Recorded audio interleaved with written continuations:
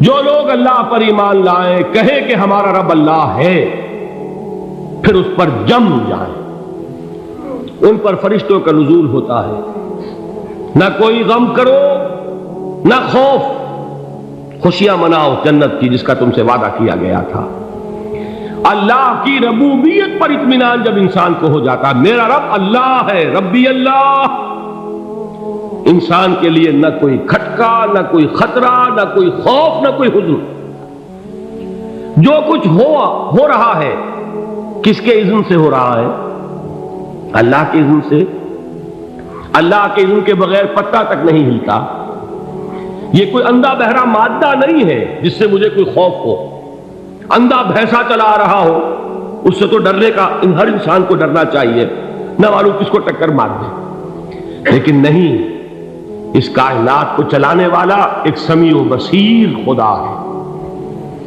وہ جو میرا دوست ہے، میرا ولی ہے۔ اللہ ولی الذین آمنوا یخرجہم من الظلمات الی النور۔ اللہ اہل ایمان کا ولی ہے، ساتھی ہے، پشت پناہ ہے، مددگار ہے، حمایتی ہے۔ بتائیے جسے یقین ہو جائے کہ اللہ میرا مددگار، اللہ میرا محافظ، اللہ میرا پشت پناہ، اللہ میرا حمایتی، اس کے لیے کوئی خوف ہوگا؟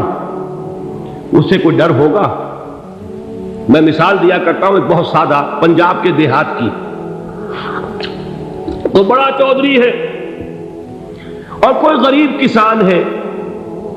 اس غریب کسان کے جانوروں کو ہر وقت اندیشہ ہوگا چوری کا، کوئی میری بھینس کھول کر نہ لے جائے، کوئی میرا بیل کھول کر نہ لے جائے۔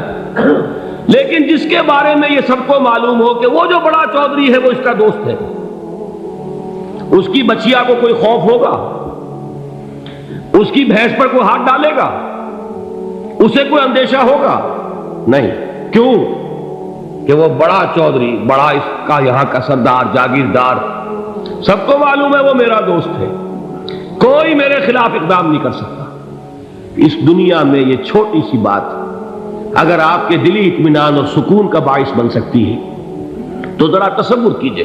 میں لفظ تصور استعمال کروں گا صرف اس لیے کہ اس کا ہم جس کو کہتے ہیں ادراک اور شعور کر نہیں سکتے، اگر کے ساتھ کر سکتے۔ اگر یقین ہو کہ اللہ میرا مددگار اور یقین ہو کہ اللہ ہر آن میرے ساتھ ہے، پھر کوئی خوف؟ کس کا خوف؟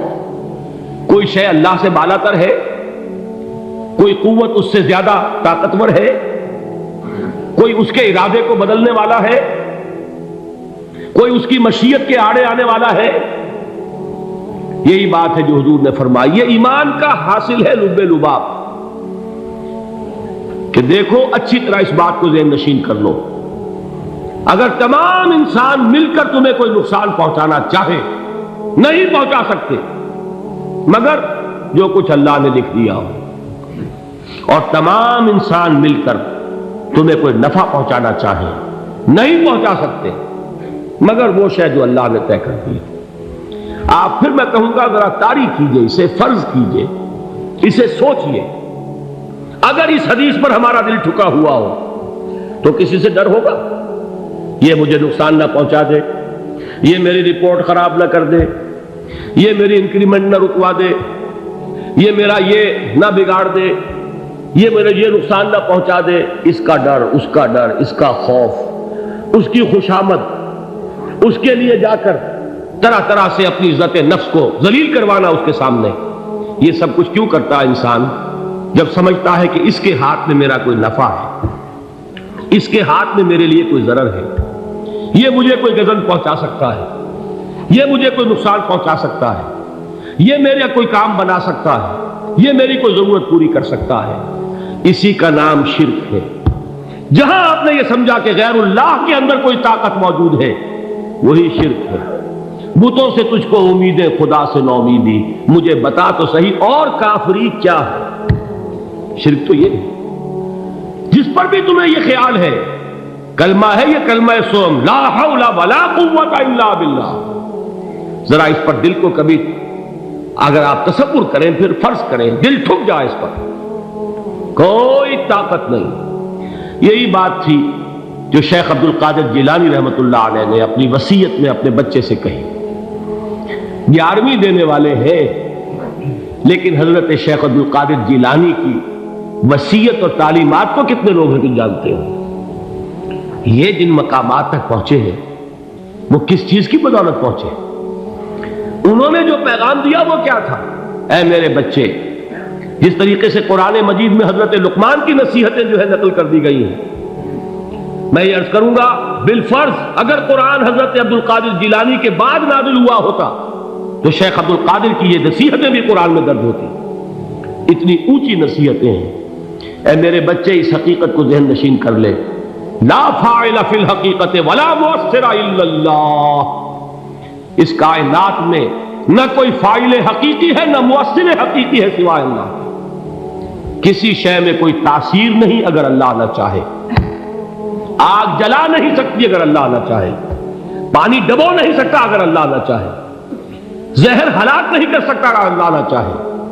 کوئی چیز فائدہ نہیں پہنچا سکتی اگر اللہ نہ چاہے. تو در در پہ کیوں سر جھکاتے ہو؟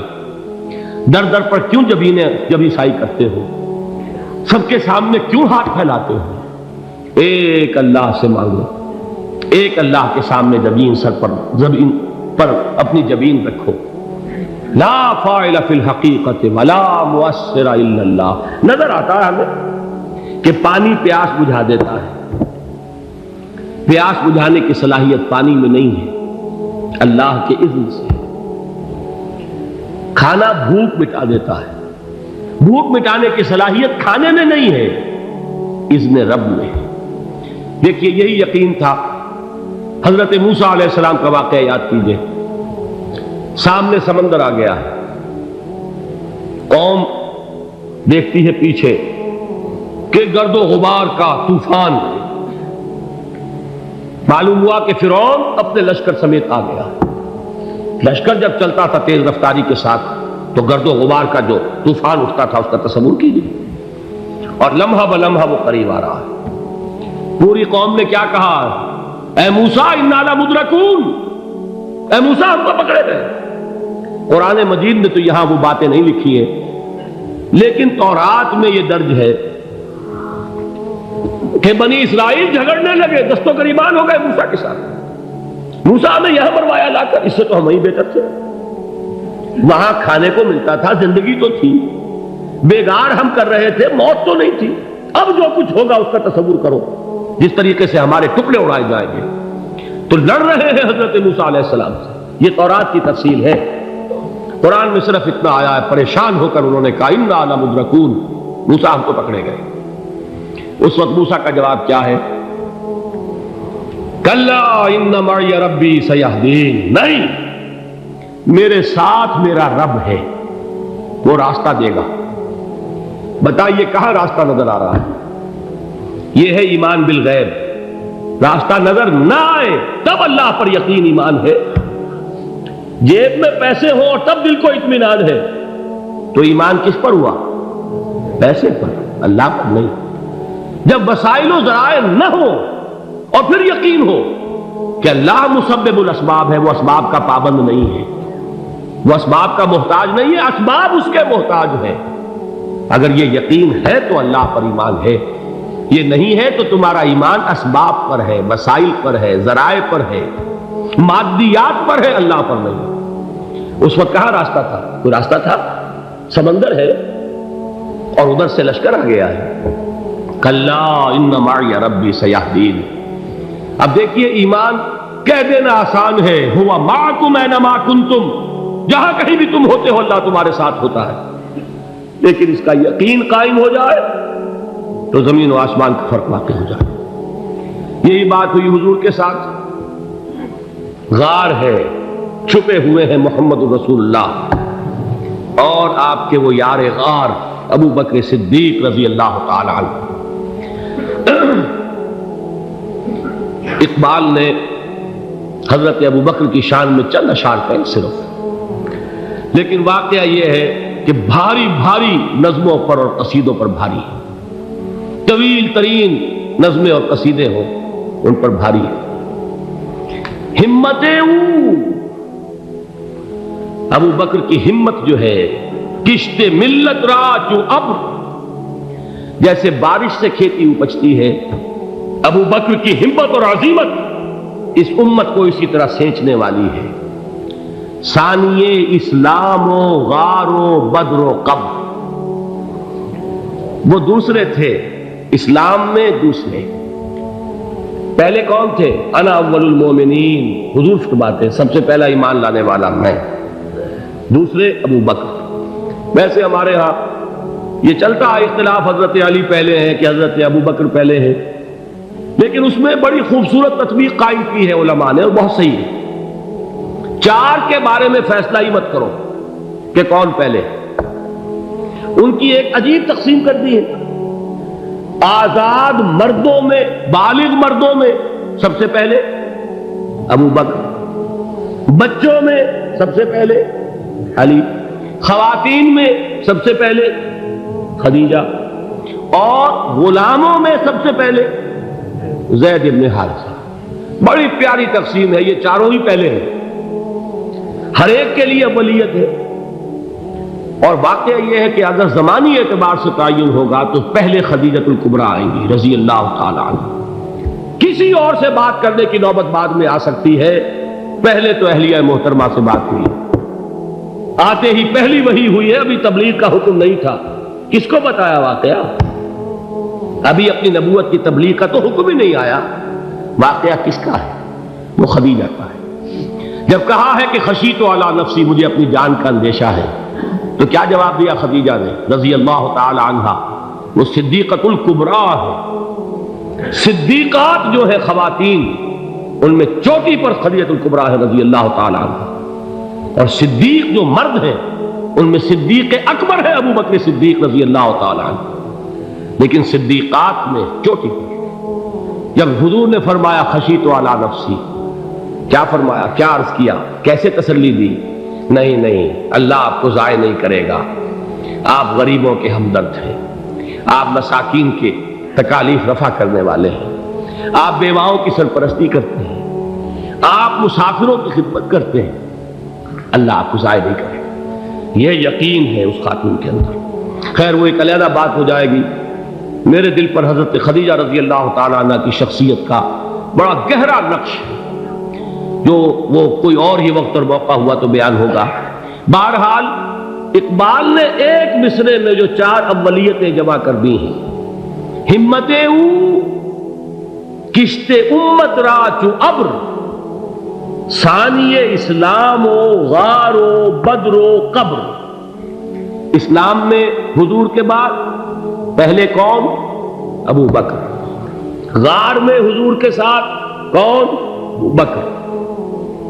بدر کی رات اللہ کا رسول سر سجود، وہ جھاڑ، وہ گھاس پھوس کی جو جھوپڑی بنائی گئی تھی، اور وہاں تلوار ننگی لے کر پہرا دینے والا کون؟ ابو بکر۔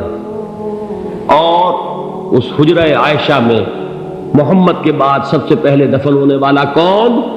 ابو بکر رضی اللہ تعالی عنہ صلی اللہ علیہ وسلم۔ وہ جو معاملہ میں سنا رہا تھا غار ثور کا، حضرت ابو بکر بھی حضور کے خیال سے لرز گئے ہیں۔ آپ کو یاد ہوگا کہ جا کر پہلے تمام جتنے سوراخ تھے انہیں بند کیا ہے، ایک سوراخ رہ گیا تھا جس کو بند کرنے کے لیے کوئی کپڑا نہیں تھا، وہاں اپنی ایڑی رکھی ہے، تب کہا ہے حضور سے تشریف لائیے، اور اپنے زانو پر حضور کو لٹایا ہے، اور وہاں کسی موذی جانور نے کاٹا ہے، حضور کی آنکھ لگ گئی تھی، اس وقت اس بل کے اندر جو بھی بچھو ہے کیا ہے واللہ عالم، اس نے کاٹا ہے، اس کی تکلیف کی وجہ سے ابو بکر کی آنکھوں سے آنسو ٹپک گئے، حضور کے چہرے مبارک پر پڑے ہیں، تو حضور جاگے ہیں، معاملہ کیا ہے؟ ایڑی نہیں ہٹائی وہاں سے، مبادا وہ جانور وہاں سے نکل کر محمد الرسول اللہ کو کوئی گزن پہنچا دے، ابو بکر کی ایڑی ہے، جس طرح چاہے کھا لے، ختم کر دے، جان نکل جائے تب کوئی آنچ آئے، محمد پر تو آئے، لیکن جیتے جی نہیں۔ وہ ہے ابو بکر حضور کے خیال سے۔ اس وقت حضور نے پھر اپنا لعاب دہن لگایا ہے، اور اس سے پھر آپ کی تکلیف ختم ہوئی۔ جیسے خیبر میں حضرت علی کی آنکھ دکھ رہی تھی، اس کو جو شفا حاصل ہوئی ہے وہ بھی حضور کے لعاب دہن سے ہوئی۔ تو بہرحال اس وقت انہوں نے کہا ہے کہ اے نبی یا رسول اللہ، اگر اس وقت ان میں سے کسی نے غیر ارادی طور پر بھی اپنے قدموں کی طرف جھانک لیا تو پکڑے جائیں گے۔ کیا جواب تھا اللہ کے رسول کا؟ لا تحزن ان اللہ معنا، اللہ ہمارے ساتھ ہے، کیوں گھبراتے ہو ابو بکر؟ یہ ہے ایمان باللہ، میرا مالک اللہ، میرا رازق اللہ، میرا محافظ اللہ، میرا مددگار اللہ، میرا پشت پناہ اللہ، میرا دوست اللہ۔ یہ دوستی ہے اللہ کی جو لب لباب ہے، حاصل ہے ایمان کا، اسی کا نام ولایت ہے۔ اولیاء اللہ کے سروں پر سینگ نہیں ہوتے، جس کے دل میں ایمان راسخ ہو چکا ہو وہی اللہ کا ولی ہے، جسے اللہ پر یقین ہو چکا ہے وہی اللہ کا ولی ہے، جسے یقین ہے اللہ میرے ساتھ ہے، میرا مددگار، میرا پشت پناہ، میرا ساتھی، میرا دوست، میرا محبوب، میرا محب۔